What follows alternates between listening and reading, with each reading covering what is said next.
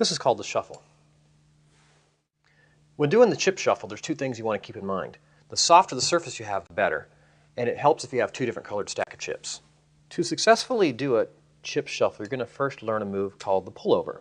Now the pullover is very simple. It's simply just taking some of the chips, putting them to the side, and then lifting up the rest and putting them back on top. It's like cutting the deck.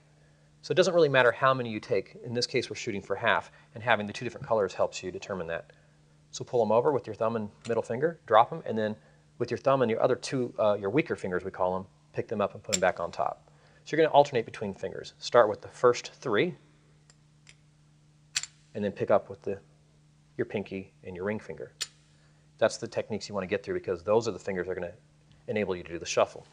To do the complete chip shuffle, you're going to start off by doing the pullover like before, but the back chips aren't going to go to the top. They're going to be held in the pullover position, just butted up next to the other stack of chips.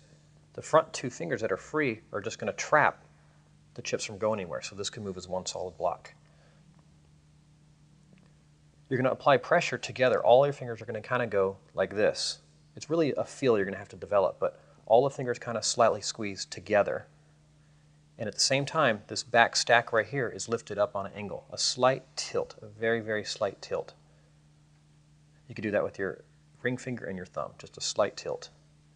As you push all the chips together, you squeeze and you do the tilt, they will all rise up and start to interweave. And as they interweave, all fingers leave the table and rise up into the air.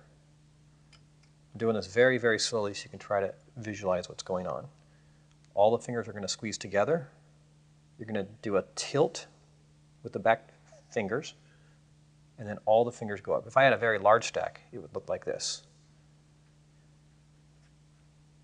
I'll do this very slow so you can see it. I'm squeezing all my fingers together. The back ones are trapped like this. The front two are blocked off. You do a slight tilt. The chips start to intermix, and you lift your fingers up. At full speed, it would look like this.